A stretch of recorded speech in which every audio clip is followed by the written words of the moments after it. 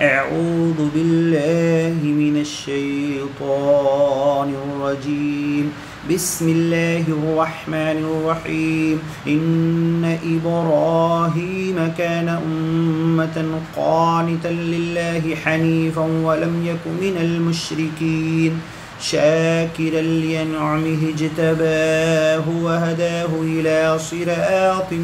مستقيم وآتيناه في الدنيا حسنة وإنه في الآخرة لمن الصالحين ثم أوحينا إليك أن اتبع ملة إبراهيم حنيفا وما كان من المشركين إنما جعل السبت على الذين اختلفوا فيه وإن ربك ليحكم بينهم يوم القيامة فيما كانوا فيه يختلفون ادع إلى سبيل ربك بالحكمة والموعظة الحسنة وجادلهم بالتي هي أحسن إن ربك هو أعلم بمن ضل عن سبيله وهو أعلم بالمهتدين وإن عاقبتم فعاقبوا بمثل ما عوقبتم به ولئن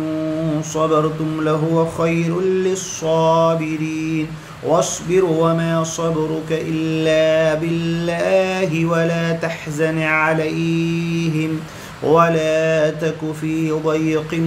مما يمكرون إن الله مع الذين اتقوا والذين هم محسنون. بسم الله الرحمن الرحيم. سبحان الذي يسرى بعبده ليلا من المسجد الحرام إلى المسجد الأقصى الذي باركنا حوله لنريه من آياتنا إنه هو السميع البصير. وآتينا موسى الكتاب وجعلناه هدى لبني إسرائيل ألا تتخذوا من دوني وكيلا ذرية من حملنا مع نوح إنه كان عبدا شكورا. وقضينا إلى بني إسرائيل في الكتاب لتفسدن في الأرض مرتين ولتعلن علوا كبيرا فإذا جاء وعد أولاهما بعثنا عليكم عبادا لنا أولي بأس شديد فجاسوا خلال الديار وكان وعدا مفعولا ثم رددنا لكم الكرة عليهم وأمددناكم بأموال وبنين وجعلناكم أكثر نفيرا. إن أحسنتم أحسنتم لأنفسكم وإن أسأتم فلها فإذا جاء وعد الآخرة ليسوءوا وجوهكم وليدخلوا المسجد كما دخلوه أول مرة وليتبروا ما علوا تتبيرا. عسى ربكم من يرحمكم وإن عدتم عدنا وجعلنا جهنم للكافرين حصيرا. إن هذا القرآن يهدي للتي هي أقوم ويبشر المؤمنين الذين يعملون الصالحات أن لهم أجرا كبيرا. وأن الذين لا يؤمنون بالآخرة أعتدنا لهم عذابا أليما ويدعو الإنسان بالشر دعاءه بالخير وكان الإنسان عجولا وجعلنا الليل والنهار آيتين فمحونا آية الليل وجعلنا آية النهار مبصرة لتبتغوا فضلا من ربكم ولتعلموا عدد السنين والحساب وكل شيء فصلناه تفصيلا وكل إنسان ألزمناه طائره في عنقه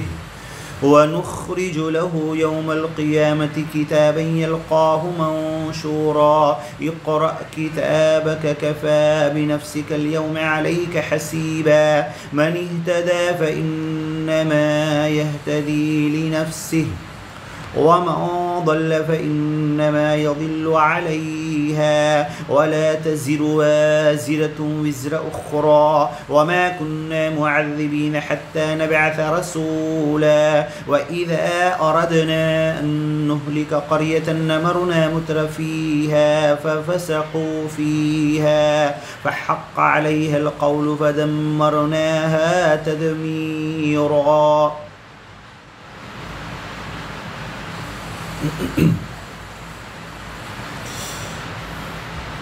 وكم أهلكنا من القرون من بعد نوح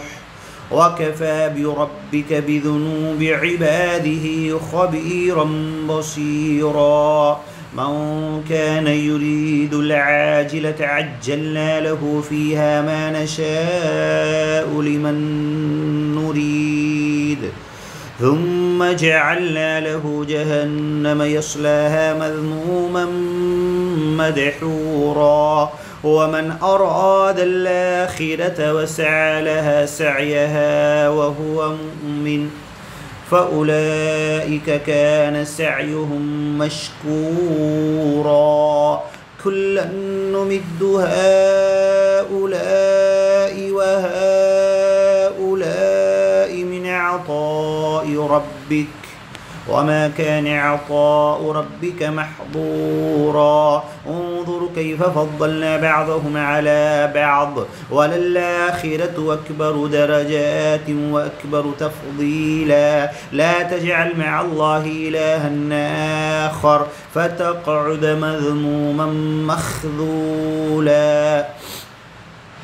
وقضى ربك ألا تعبدوا إلا إياه وبالوالدين إحسانا إما يبلغن عندك الكبر أحدهما أو كلاهما فلا تقل لهما أف ولا تنهرهما وقل لهما قولا كريما واخفض لهما جناح الذل من الرحمة وقل رب ارحمهما كما ربياني صغيرا ربكم أعلم بما في نفوسكم إن تكونوا صالحين فإنه كان للأوابين غفورا وآت ذا القربى حقه والمسكين وابن السبيل ولا تبذر تبذيرا إن المبذرين كانوا إخوان الشياطين وكان الشيطان لربه كفورا وإما تعرضن عنهم ابتغاء رحمة من ربك ترجوها فقل لهم قولا ميسورا ولا تجعل يدك مغلولة إلى عنقك ولا تبسطها كل البسط فتقعد ملوما محسورا إن ربك يبسط الرزق لمن يشاء ويقدر إنه كان بعباده خبيرا بصيرا ولا تقتلوا أولادكم خشية إملاق نحن نرزقهم وإياكم إن قتلهم كان خطأ كبيرا ولا تقربوا الزنا إنه كان فاحشة وساء سبيلا. ولا تقتلوا النفس التي حرم الله إلا بالحق ومن قتل مظلوما فقد جعلنا لوليه سلطانا فلا يسرف في القتل إنه كان منصورا. ولا تقربوا مال اليتيم إلا بالتي هي أحسن حتى يبلغ أشده وأوفوا بالعهد إن العهد كان مسؤولا. وأوفوا الكيل إذا كلتم وزنوا بالقسطاس المستقيم ذلك خير وأحسن تأويلا. ولا تقف ما ليس لك به علم إن السمع والبصر والفؤاد كل أولئك كان عنه مسؤولا. ولا تمشي في الأرض مرحا إنك لن تخرق الأرض ولن تبلغ الجبال طولا كل ذلك كان سيئه عند ربك مكروها ذلك مما أوحى إليك ربك من الحكمة. ولا تجعل مع الله إلها آخر فتلقى في جهنم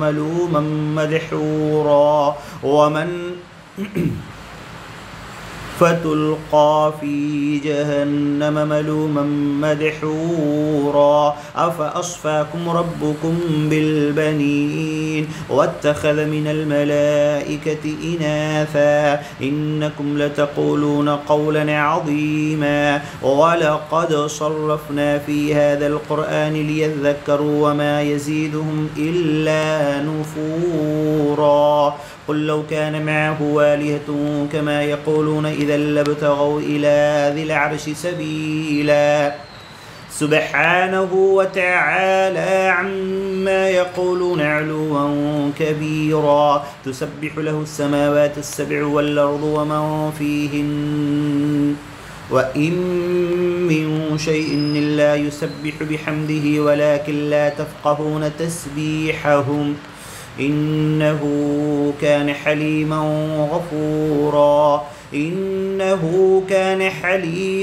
غفورا. وإذا قرأت القرآن جعلنا بينك وبين الذين لا يؤمنون بالآخرة حجابا مستورا وجعلنا على قلوبهم أكنة أن يفقهوه وفي آذانهم وقرا. وإذا ذكرت ربك في القرآن وحده ولوا على أدبارهم نفورا. نحن أعلم بما يستمعون به إذ يستمعون إليك وإذ هم نجوى إذ يقول الظالمون إن تتبعون إلا رجلا مسحورا. انظر كيف ضربوا لك الأمثال فضلوا فلا يستطيعون سبيلا. وقالوا أئذا كنا عظاما ورفاتا أئنا لمبعوثون خلقا جديدا. قل كونوا حجارة أو حديدا أو خلقا مما يكبر في صدوركم فسيقولون من يعيدنا قل الذي فطركم أول مرة فسينغضون إليك رؤوسهم ويقولون متاه قل عسى أن يكون قريبا. يوم يدعوكم فتستجيبون بحمده وتظنون إن لبثتم إلا قليلا. وقل لعبادي يقولوا التي هي أحسن إن الشيطان ينزغ بينهم إن الشيطان كان للإنسان عدوا مبينا. ربكم أعلم بكم إن يشأ يرحمكم أو إن يشأ يعذبكم وما أرسلناك عليهم وكيلا.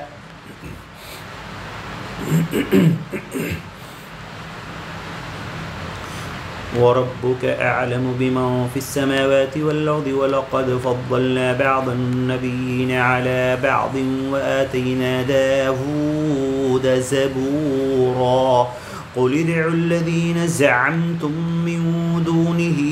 فلا يملكون كشف الضر عنكم ولا تحويلا. أولئك الذين يدعون يبتغون إلى ربهم الوسيلة أيهم أقرب ويرجون رحمته ويخافون عذابه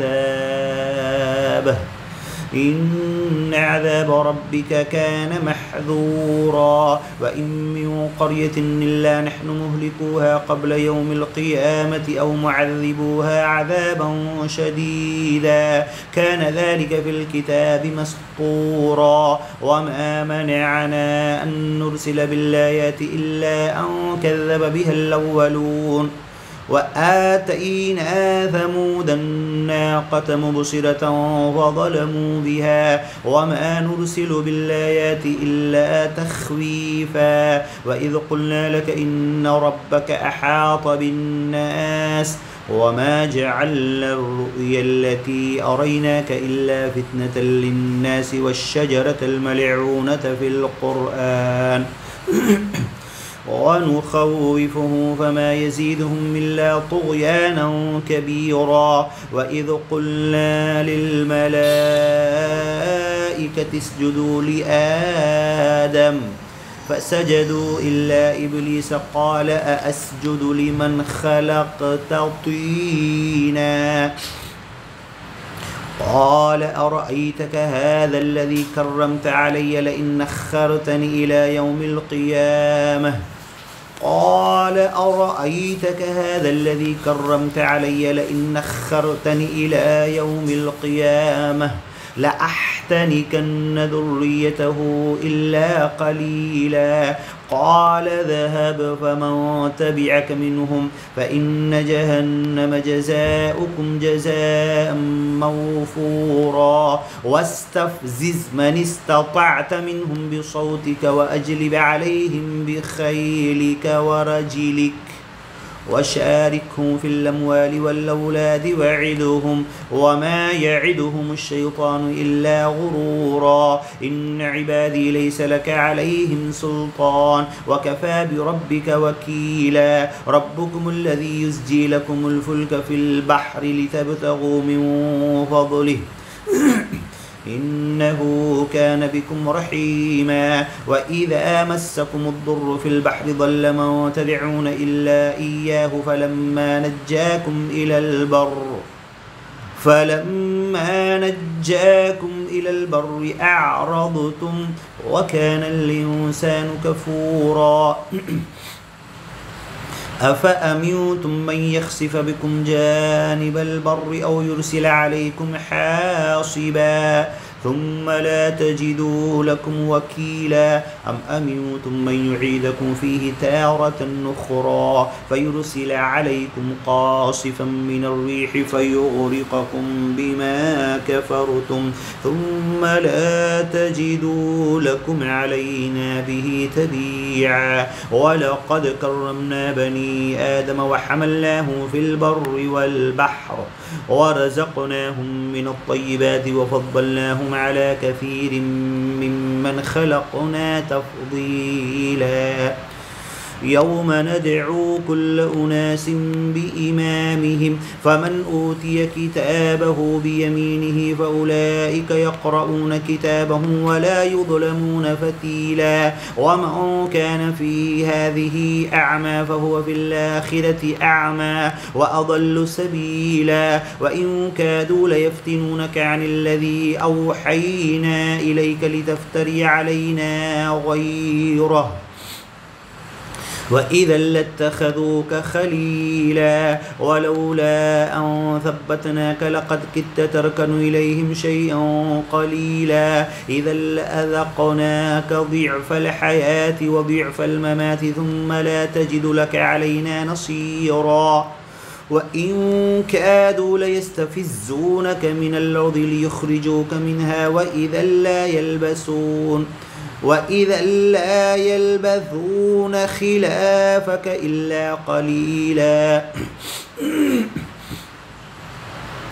سنة من قد أرسلنا قبلك من رسلنا ولا تجد لسنتنا تحويلا أقم الصلاة لدلوك الشمس إلى غسق الليل وقرآن الفجر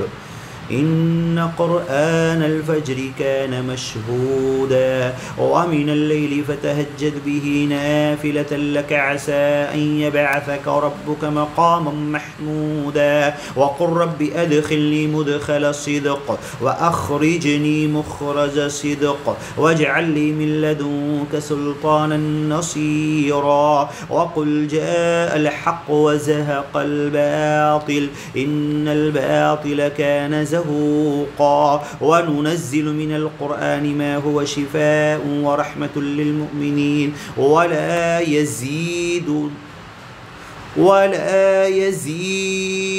الظالمين إلا خسارا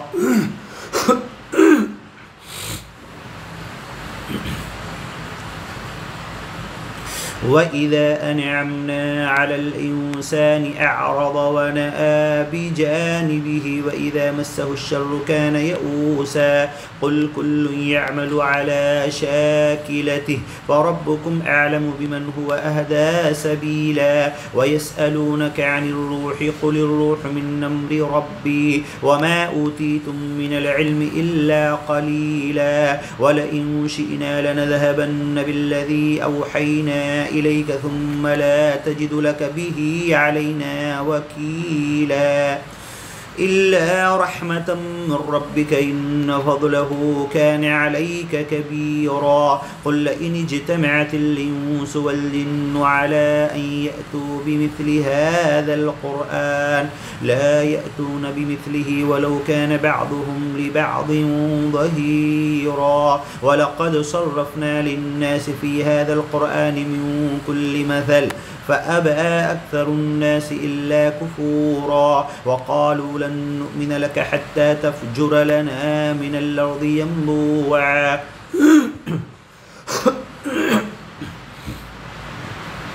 أو تكون لك جنة من نخيل وعنب فتفجر الأنهار خلالها تفجيرا أو تسقط السماء كما زعمت علينا كسفا أو تأتي بالله والملائكة قبيلا أو يكون لك بيت من زخرف أو ترقى في السماء ولن نؤمن لرقيك حتى تنزل علينا كتابا نقرأه قل سبحان ربي هل كنت إلا بشرا رسولا وما منع الناس أن يؤمنوا إذ جاءهم الهدى إلا أن قالوا أبعث الله بشرا رسولا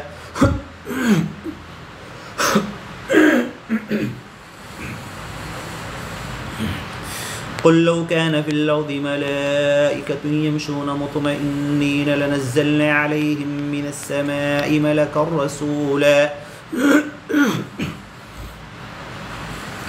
قل كفى بالله شهيدا بيني وبينكم إنه كان بعباده خبيرا بصيرا ومن يهد الله فهو المهتد ومن يضلل فلن تجد لهم أولياء من دونه ونحشرهم يوم القيامة على وجوههم عميا وبكما وصما مأواهم جهنم كلما خبت زدناهم سعيرا ذلك جزاؤهم بأنهم كفروا بآياتنا وقالوا أإذا كنا عظاما ورفاتا أإنا لمبعوثون خلقا جديدا أولم يروا أن الله الذي خلق السماوات والأرض قادر على أن يخلق مثلهم وجعل لهم مجلا لا ريب فيه فأبى الظالمون إلا كفورا قل لو أنتم تملكون خزائن رحمة ربي إذا لأمسكتم خشية الإنفاق وكان الإنسان قتورا ولقد آتينا موسى 9 آيات بينات فاسأل بني إسرائيل إذ جاءه فقال له فرعون إني لأظنك يا موسى مسحورا قال لقد علمت ما أنزل هؤلاء إلا رب السماوات والأرض بصائر وإني لأظنك يا فرعون مثبورا فأراد أن يستفزهم من الأرض فأغرقناه ومن معه جميعا وقلنا من بعده لبني إسرائيل اسكنوا الأرض فإذا جاء وعد الآخرة جئنا بكم لفيفا وبالحق أنزلناه وبالحق نزل وما أرسلناك إلا مبشرا ونذيرا وقرآنا فرقناه لتقرأه على الناس على مكث ونزلناه تنزيلا قل آمنوا به أو لا تؤمنوا إن الذين أوتوا العلم من قبله إذا يتلى عليهم يخرون للأذقان سجدا ويقولون سبحان ربنا إن كان وعد ربنا لمفعولا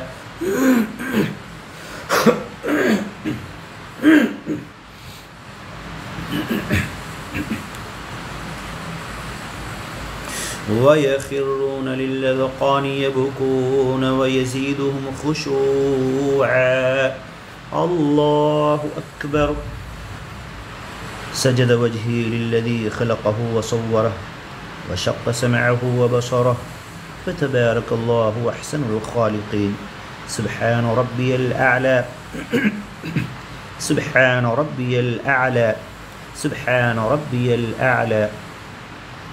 الله أكبر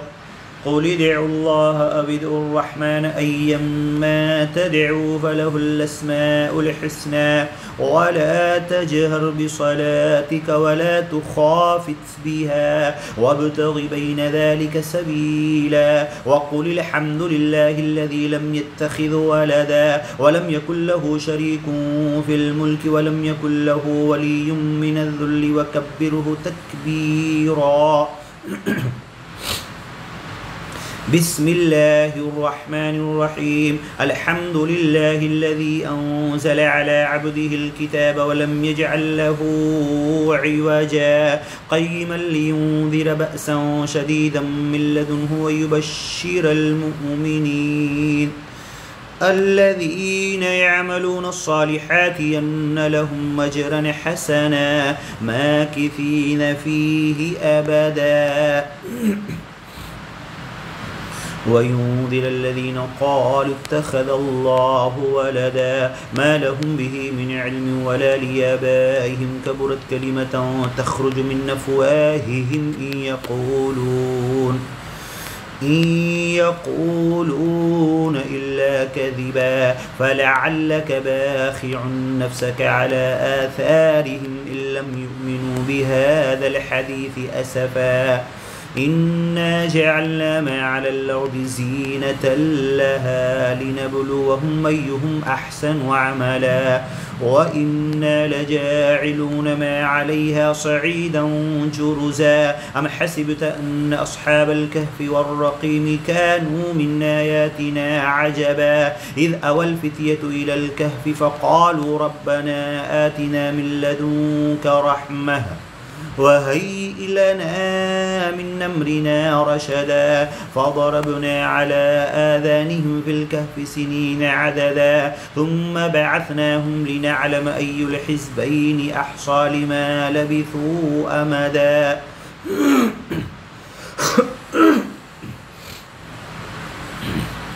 نحن نقص عليك نبأهم بالحق إنهم فتية آمنوا بربهم وزدناهم هدى وربطنا على قلوبهم إذ قاموا فقالوا ربنا رب السماوات والأرض لن ندعو من دونه إلها لقد قلنا إذا شططا هؤلاء قوم اتخذوا من دونه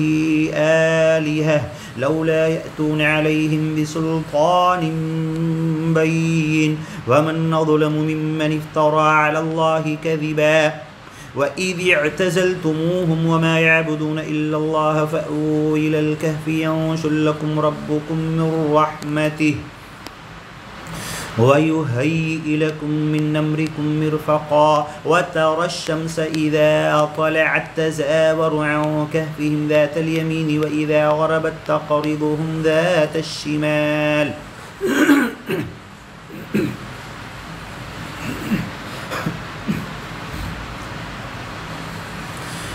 وهم في فجوة منه ذلك من آيات الله من يهد الله فهو المهتد ومن يضلل فلن تجد له وليا مرشدا وتحسبهم أيقاظا وهم رقود ونقلبهم ذات اليمين وذات الشمال وكلبهم باسط ذراعيه بالوصيد لو اطلعت عليهم لوليت منهم فرارا ولملئت منهم رعبا وكذلك بعثناهم ليتساءلوا بينهم قال قائل منهم كم لبثتم قالوا لبثنا يوما أو بعض يوم قالوا ربكم أعلم بما لبثتم فبعثوا أحدكم بورقكم هذه إلى المدينة فلينظر أيها أزكى طعاما فليأتكم برزق منه وليتلطف ولا يشعرن بكم أحدا إنهم يظهروا عليكم يرجموكم أو يعيدوكم في ملتهم ولن تفلحوا إذا أبدا وكذلك أعثرنا عليهم ليعلموا أن وعد الله حق وأن الساعة لا ريب فيها إذ يتنازعون بينهم أمرهم فقالوا ابنوا عليهم بنيانا ربهم أعلم بهم قال الذين غلبوا على أمرهم لنتخذن عليهم مسجدا سيقولون ثلاثة رابعهم كلبهم ويقولون خمسة سادسهم كلبهم رجما بالغيب ويقولون سبعة وثامنهم كلبهم قل ربي أعلم بعدتهم ما يعلمهم إلا قليل فلا تمار فيهم إلا مراء ظاهرا ولا تستفت فيهم منهم أحدا ولا تقولن لشيء إني فاعل ذلك غدا إلا أن يشاء الله واذكر ربك إذا نسيت وقل عسى أن يهديني ربي ليقرب من هذا رشدا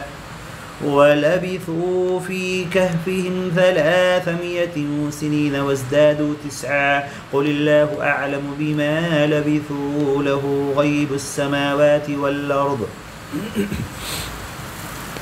أبصر به وأسمع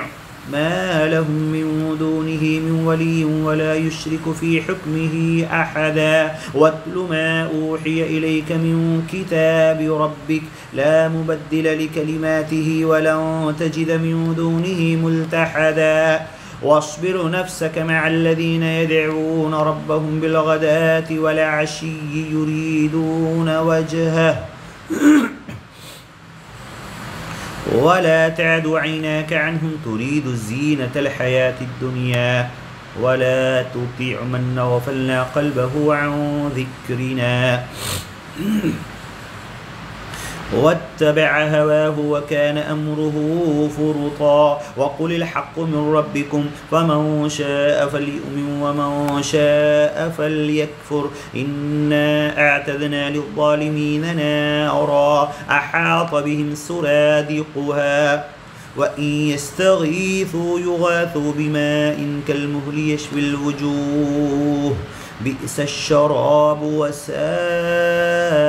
مرتفقا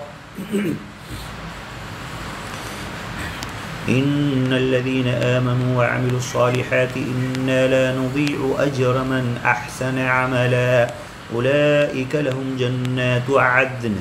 تجري من تحتهم الأنهار يحلون فيها من أساور من ذهب ويلبسون ثيابا خضرا من سندس واستبرق متكئين فيها على الأرائك نعم الثواب وحسنت مرتفقا واضرب لهم مثل الرجلين جعلنا لأحدهما جنتين من أعناب وحففناهما بنخل وجعلنا بينهما زرعا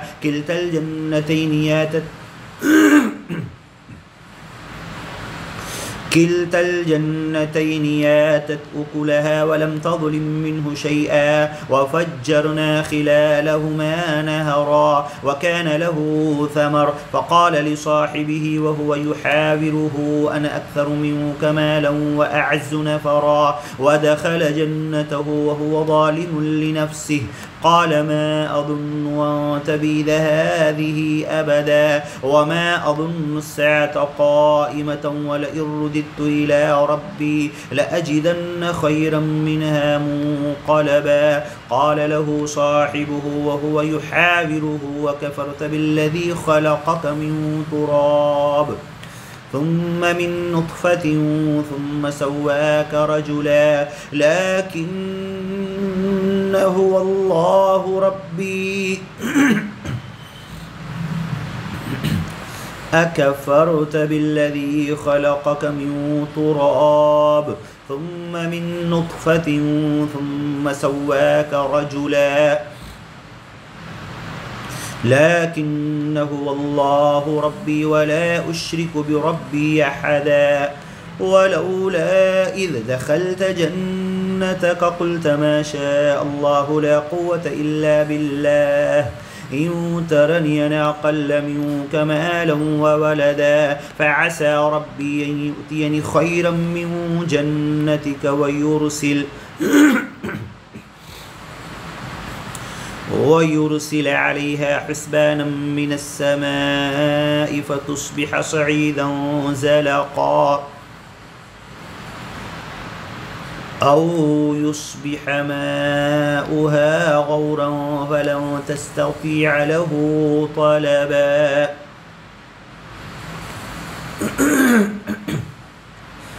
فعسى ربي أن يؤتيني خيرا من جنتك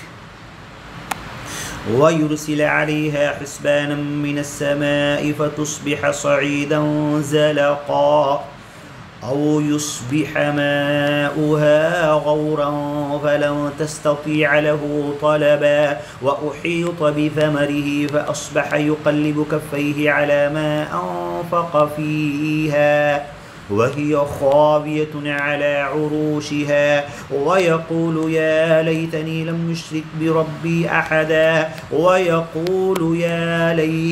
لم أشرك بربي أحدا ولم تكن له فئة ينصرونه من دون الله وما كان منتصرا هنالك الولاية لله الحق هو خير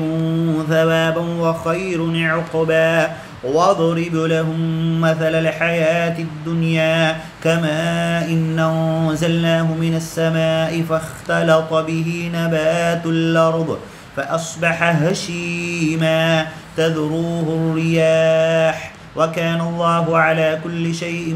مقتدرا المال والبنون الزينة الحياة الدنيا والباقيات الصالحات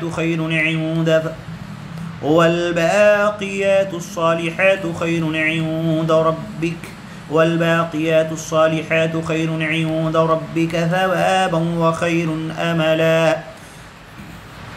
ويوم نسير الجبال وترى الأرض بارزة وحشرناهم فلم نغادر منهم أحدا وعرضوا على ربك صفا لقد جئتمونا كما خلقناكم أول مرة بل زعمتم أن لن نجعل لكم موعدا ووضع الكتاب فترى المجرمين مشفقين مما فيه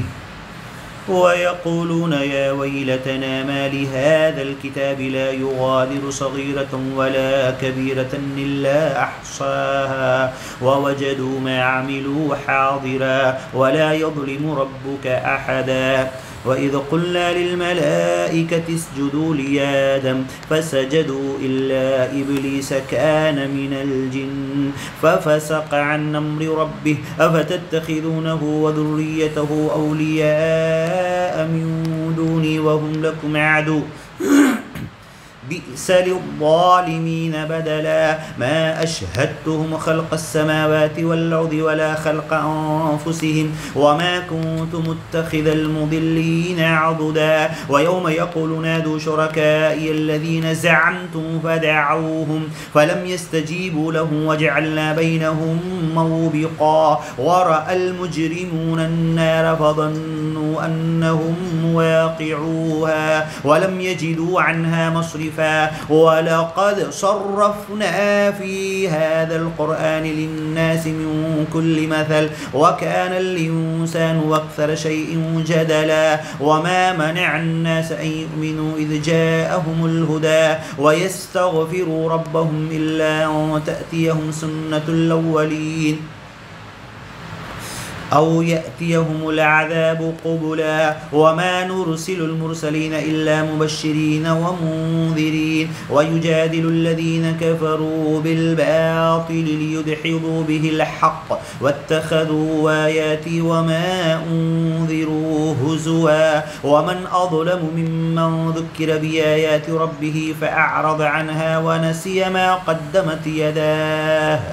إنا جعلنا على قلوبهم مكنة أن يفقهوه وفي آذانهم وقرا وإن تدعهم إلى الهدى فلن يهتدوا إذا أبدا وربك الغفور ذو الرحمة لو يؤاخذهم بما كسبوا لعجل لهم العذاب بل لهم موعد لن يجدوا من دونه موئلا وتلك القرى أهلكناهم لما ظلموا وجعلنا لمهلكهم موعدا وإذ قال موسى لفتاه لا أبرح حتى أبلغ مجمع البحرين أو أمضي حقبا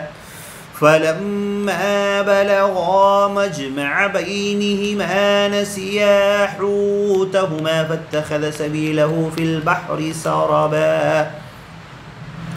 فلما جاوزا قال لفتاه آتنا غداءنا لقد لقينا من سفرنا هذا نصبا قال أرأيت إذ أوينا إلى الصخرة فإني نسيت الحوت وما أنسانيه إلا الشيطان أن نذكره واتخذ سبيله في البحر عجبا قال ذلك ما كنا نبغ فارتدا على آثارهما قصصا فوجدا عبدا من عبادنا آتيناه رحمة من عندنا وعلمناه من لدنا علما قال له موسى هل اتبعك على أن تعلمني مما علمت رشدا قال إنك لن تستطيع معي صبرا وكيف تصبر على ما لم تحط به خبرا قال ستجدني إن شاء الله صابرا ولا أعصي لك أمرا قال فإن اتبعتني فلا تسألني عن شيء حتى أحدث لك منه ذكرا فانطلقا حتى إذا ركبا في السفينة خرقها قال أخرقتها لتغرق أهلها لقد جئت شيئا إمرا قال ألم أقل إنك لن تستطيع معي صبرا قال لا تؤاخذني بما نسيت ولا ترهقني من أمري عسرا فانطلقا حتى إذا لقيا غلاما فقتله قال أقتلت نفسا زكية بغير نفس لقد جئت شيئا نكرا قال ألم أقل لك إنك لن تستطيع معي صبرا قال إن سألتك عن شيء بعدها فلا تصاحبني قد بلغت من لدني عذرا فانطلقا حتى إذا أتيا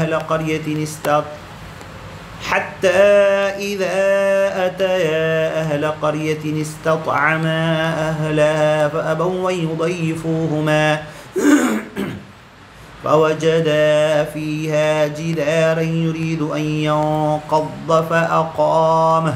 قال لو شئت لاتخذت عليه أجرا قال هذا فراق بيني وبينك سأنبئك بتأويل ما لم تستطع عليه صبرا أما السفينة فكانت لمساكين يعملون في البحر فأردت أن أعيبها وكان وراءهم ملك يأخذ كل سفينة غصبا وأما الغلام فكان أبواه مؤمنين فخشينا أن يرهقهما طغيانا وكفرا فأردنا أن يبدلهما ربهما خيرا منه زكاة وأقرب رحما وأما الجدار فكان لغلامين يتيمين في المدينة وكان تحته كنز لهما وكان أبوهما صالحا فأراد ربك أن يبلغا أشدهما ويستخرجا كنزهما رحمة من ربك وما فعلته عن أمري ذلك تأويل ما لم تستطع عليه صبرا صدق الله العظيم صدق الله قل صدق الله فاتبعوا ملة إبراهيم حنيفا صدق الله ومن أصدق من الله قيلا ومن أحسن من الله حديثا الله نزل أحسن الحديث كتابا متشابها مثانية تقشعر منه جلود الذين يخشون ربهم ثم تلين جلودهم وقلوبهم إلى ذكر الله